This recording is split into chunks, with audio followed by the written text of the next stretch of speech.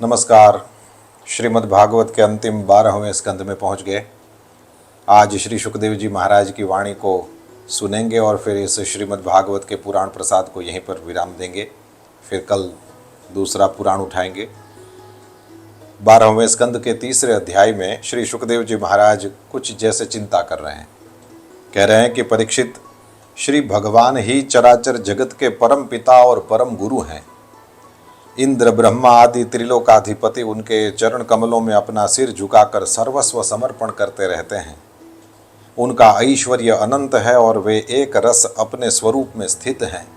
परंतु कलयुग में लोगों में इतनी मूढ़ता फैल जाती है, पाखंडियों के कारण लोगों का चित्त इतना भटक जाता है कि प्रायः लोग अपने कर्म और भावनाओं के द्वारा भगवान की पूजा से भी विमुख हो जाते हैं। प्रायेण मर्त्या भगवंतमच्युतम यक्ष्यन्ति पाखंड विभिन्न चेतसः। कहते हैं, मनुष्य मरने के समय आतुरता की स्थिति में अथवा गिरते या फिसलते समय विवश होकर भी यदि भगवान के किसी एक नाम का उच्चारण कर ले तो उसके सारे कर्म बंधन छिन्न भिन्न हो जाते हैं और उसे उत्तम से उत्तम गति की प्राप्ति होती है। परंतु हाय रे कलयुग से प्रभावित होकर लोग उन भगवान की आराधना से भी विमुख हो जाते हैं। यक्ष्यन्ति नतम कलौ जनाः। किसी ने कहा, महाराज केवल चिंता ही कराएंगे कि कुछ समाधान भी देंगे? श्री सुखदेव जी महाराज हमको भगवान की महिमा समझाते हैं और यही समाधान है समस्त प्रश्नों का। कहते हैं, परीक्षित, कलयुग में अनेकों दोष हैं। कुल वस्तुएं दूषित हो जाती हैं, स्थानों में भी दोष की प्रधानता हो जाती है। सब दोषों का मूल स्रोत तो अंतःकरण है ही, परंतु जब पुरुषोत्तम भगवान हृदय में आविराजते हैं तब उनकी सन्निधि मात्र से ही सब के सब दोष नष्ट हो जाते हैं।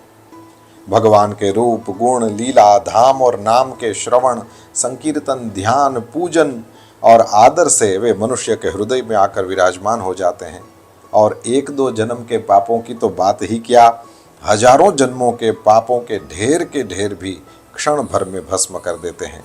श्रुतः संकीर्तितो ध्यातः पूजितश्चादृतोऽपि वा नृणाम धुनोति भगवान हृत्स्थो जन्मायुताशुभम। जैसे सोने के साथ संयुक्त होकर अग्नि उसके धातु संबंधी मलिनता आदि दोषों को नष्ट कर देती है, वैसे ही साधकों के हृदय में स्थित होकर भगवान विष्णु उनके अशुभ संस्कारों को सदा के लिए मिटा देते हैं।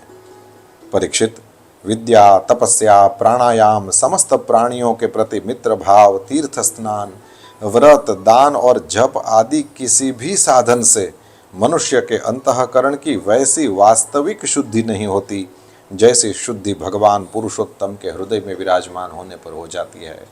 इसलिए भगवान पुरुषोत्तम को हम अपने हृदय में विराजमान करें और जीवन का परम फल पाएं।